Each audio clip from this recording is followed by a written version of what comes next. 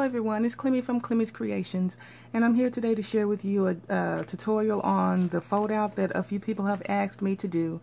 So let's just jump into it. I've got a couple of samples to show you guys.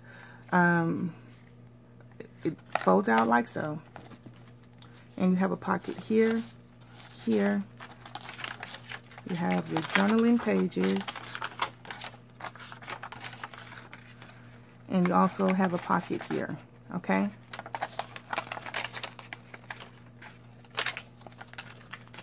And I add some little charms. This one says diary. I wanted to add a typewriter charm, but apparently I need to order some more charms. And this one just has an Eiffel Tower, and same thing, except I added a craft bag onto this page. Okay, so you can do this two ways. You can, if you have 11 by 14 paper, that'll cut down on a step, because this piece here measures 4 by 14. Okay, and so you're going to fold it just like a matchbook. Okay, so you just fold it up, and I think from here, yeah, from here to here is 3 1/4, because I have it marked. Okay. And then that would fold down. Okay, so from that step, let's go into the one that I'm gonna show you guys. And so this is probably, I think, the third time I've tried to do this video. And I went ahead and got to glue this one down, so you're gonna miss that step. But I've got everything cut down and sewn, so we can cut down on the time of this video. Okay, so the other way to do it is just regular coffee dyed paper, or regular paper if you want to just do plain paper. That is 8.5 by 11. Okay, and that will give you this piece here. Okay, so I just fold it in half, and you get you know, 2 equal pieces, of course. And then this piece, I just used another piece of coffee dyed paper and measured it to where it was equal to the main page, and enough to fold over to the back. Okay, to get a little flip for support. And that's your base there. Then I take extra coffee dyed paper, and I've been working with two pages, or 2 pieces. Okay, you fold them in half, and you're going to measure them to where they are equal in width as your base. Okay, to where it's equal in width. Or even if you want to, you can come in a little bit, so to make sure that it's not sticking out on the side over here. Okay, so you can either sew it in at this fold, and I ink everything, and it's easier when you're trying to stitch it in or sew that in, because you can do that with a pamphlet stitch, 3-hole, 2-hole, whichever you choose as well. Hold on, we've got issues with our camera. Okay, hold on. Okay, I keep trying new things and nothing is working consistently. Okay, so anyway, you can sew these pages into this fold point, or you can sew it into this fold point. The first two that I showed you were sewn into the top fold point. Okay, so you're going to open those 2 pages up to get your middle, and you're going to line them up.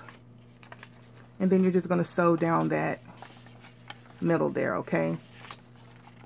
So I'm going to pause, and I'm going to do that, and I'll be back. Okay, so I have sewn it into the top fold. So this is what I have, okay? And my pages. And that folds up just like so. Okay, because this is going to glue down to your page, and you're going to have pocket access at the back or the side, however you glue it in.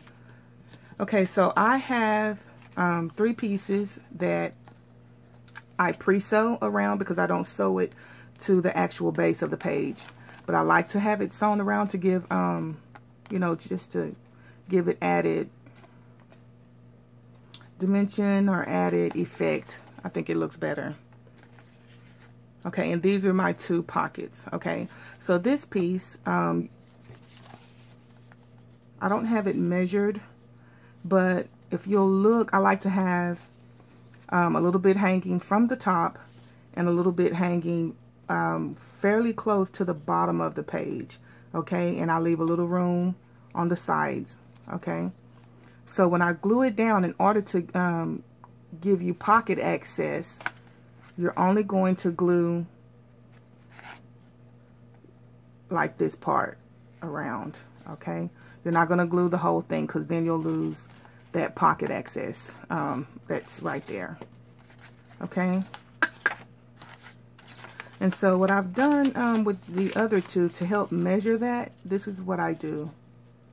I center it on the page where I want it, and I mark a little line where this top portion of the page, I'll mark a line there, and I'll do the same on the other side.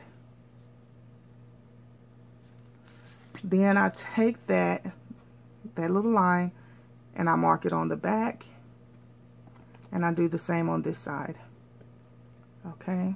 And I mark it.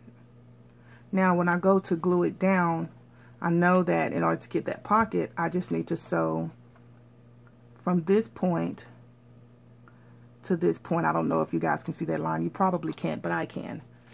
Okay. And an important note I wanted to make, this art glitter glue is very good glue, but it dries really fast. So when you're trying to line your pockets up, and you may have to do some maneuvering, tacky glue is the best way to go with that. And this one is fast.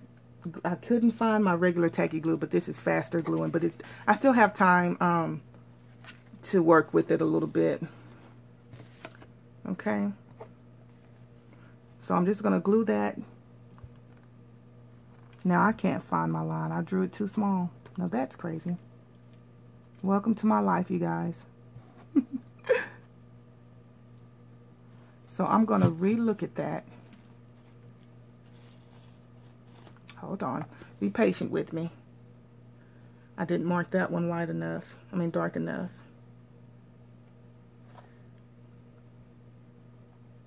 Oh, because it's right along the string.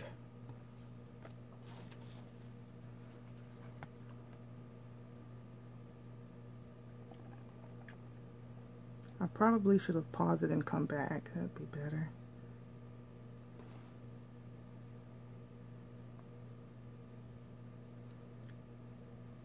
And it's just always a good thing to keep some paper towel, because when you're gluing stuff, it gets really messy.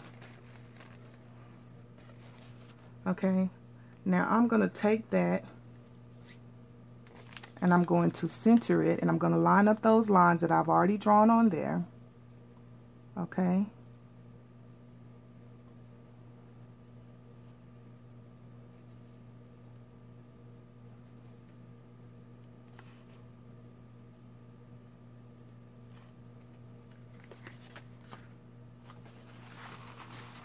Use that to get off the excess.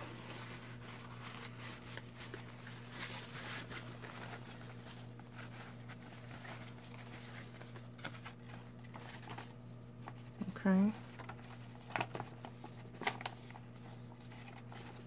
Make sure that that's good and on there. So just use a little pressure. Okay, so at this point, you're just going to go in and glue this down to create another pocket. Okay, so when this is just coffee dot paper. I fold it over twice to make it a little more stable, you guys. You're just going to glue that to create, you know, your pocket. And this one glues on at this point, right above that fold. Okay? Let me pause you and I'll do that. Okay, so I've got my pockets folded on. You can go in and stamp anything that you want there. You can stamp like journal, notes. I usually do notes. Okay, just to kind of pretty it up a little bit. But there you have it. And at this point, I I add my charm, my little dangle, my charms. So I'm just going to eyeball it. Try to get in the center. And if I hit that thread, that's okay. But I usually try to go above the thread. But I'm going to go in the center of that.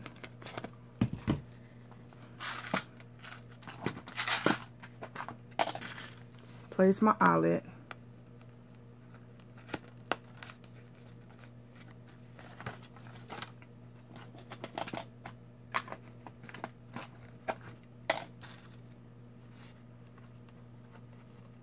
Because see, that's going to hold that string to keep it from unraveling. I'm going to set my eyelet.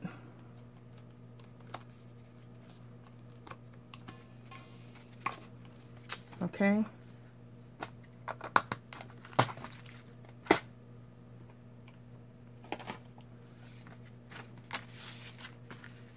Now,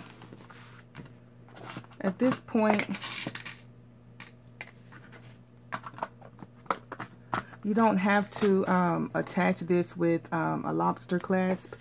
I just do in case they want to unhook it. But you want to, when you're placing this on your page, let's see, but I have some.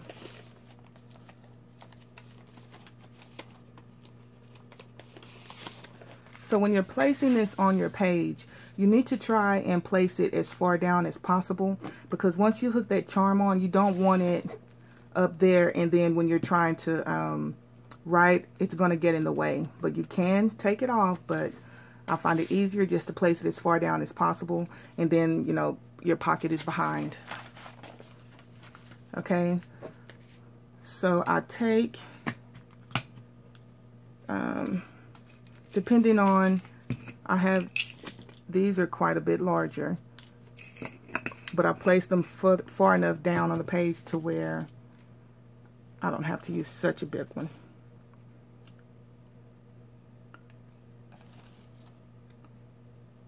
I'm just going to hook that on the page.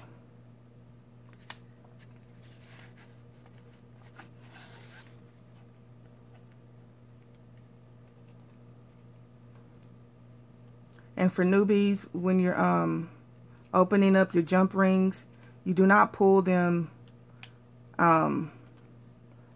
like you wouldn't grab it here and pull it opposite end. You would take it and kind of just fold it either backwards and then forward. Because if you just pull it straight apart, you weaken the you weaken the jump ring. Oh my goodness. Okay. Now I've got some charms here that I can place there. I have you could take, I guess, but I don't feel like yeah, fooling with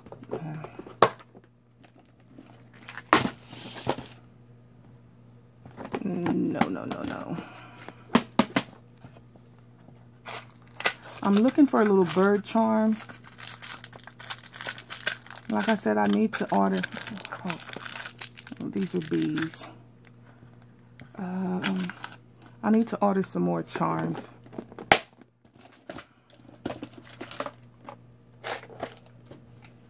Wait, let's see.